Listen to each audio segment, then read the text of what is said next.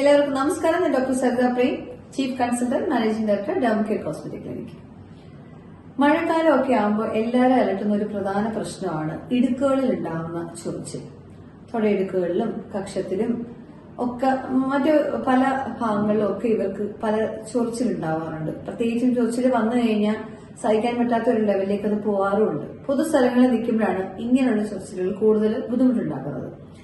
എന്തുകൊണ്ടാണ് ഇങ്ങനെ വരുന്നത്, അല്ലെങ്കിൽ ഇതെന്താണ്? സാധാരണഗതിയിൽ മഴക്കാലം വരുമ്പോൾ നമ്മൾ വസ്ത്രങ്ങൾ ശരിയായ രീതിയിൽ ഉണങ്ങാതെ ഒരു തണുപ്പോടുകൂടി ധരിക്കുന്നതാണ് പൊതുവെയുള്ള പ്രവണത. അങ്ങനെ വരുമ്പോൾ പെട്ടെന്ന് തന്നെ ഈ ഭാഗങ്ങളിൽ ഫംഗൽ സ്കിൻ ഇൻഫെക്ഷൻ, അതായത് സാധാരണഗതി നമ്മൾ ഇതിന് പറയുന്നത് ഫംഗൽ സ്കിൻ ഇൻഫെക്ഷൻ തന്നെയാണ്, ഇതേപോലെ ഉണ്ടാവുകയും അവിടെ അസഹ്യമായ ചൊറിച്ചിലും നീറ്റലും, ചില ആളുകൾ പറയാറുണ്ട് ചൊറിഞ്ഞ് തോൽ അത്രയും ഇളകിപ്പോയി, ഡോക്ടർ സഹിക്കാൻ പറ്റുന്നില്ല എന്നൊക്കെ പറഞ്ഞ് ക്ലിനിക്കിൽ വരുന്നുണ്ട്. അപ്പൊ ഈ ഒരു അവസ്ഥ ഒഴിവാക്കാൻ വേണ്ടി നിങ്ങൾ എന്തൊക്കെ കാര്യങ്ങൾ ചെയ്യണം? ആദ്യത്തെ കാര്യം, ഫംഗൽ ഇൻഫെക്ഷൻ അല്ലെങ്കിൽ ഈ ഭാഗത്ത് ചൊറിച്ചിൽ വരികയാണെങ്കിൽ നിങ്ങൾ ധരിക്കുന്ന അടിവസ്ത്രങ്ങൾ വൃത്തിയായി തന്നെ ചൂടുവെള്ളത്തിൽ നല്ല രീതിയിൽ കഴുകി നല്ലതായിട്ട് ഉണങ്ങി ആ തണുപ്പ് മാറിയതിനു ശേഷം മാത്രം ധരിക്കാനായിട്ട് ശ്രദ്ധിക്കുക. ഇനി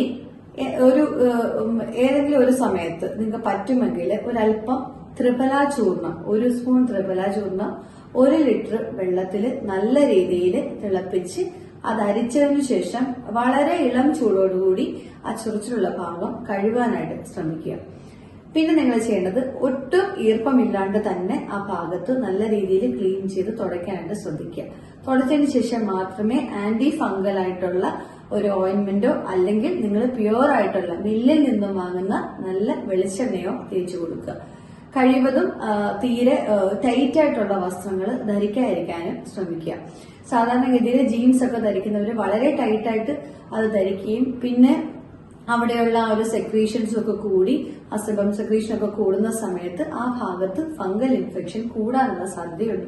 അതുകൊണ്ട് തന്നെ കഴിവതും ടൈറ്റായിട്ടുള്ള വസ്ത്രങ്ങൾ ഒഴിവാക്കുക, നല്ല രീതിയിൽ വെള്ളം കുടിക്കുക. കാരണം മഴക്കാലം ആകുമ്പോൾ ഏറ്റവും കൂടുതൽ ആളുകൾക്ക് ഞാൻ ക്ലിനിക്കിൽ കാണുന്ന ഒരു കാര്യം പറഞ്ഞാൽ വെള്ളം കുടിക്കുന്നത് വളരെ കുറവായിരിക്കും.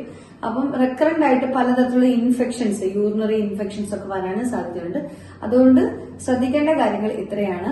പിന്നെ ഇത് കൂടാതെ നിങ്ങൾക്ക് കൂടുതലായിട്ട് ബുദ്ധിമുട്ടുണ്ട് എന്ന് തോന്നുകയാണെങ്കിൽ എത്രയും അടുത്ത് തന്നെ ഒരു കൺസൾട്ടന്റിനെ കണ്ട്, ഡോക്ടറെ കണ്ട് നിങ്ങൾ അതിന് കൃത്യമായ രീതിയിൽ മെഡിസിൻസ് വാങ്ങുക.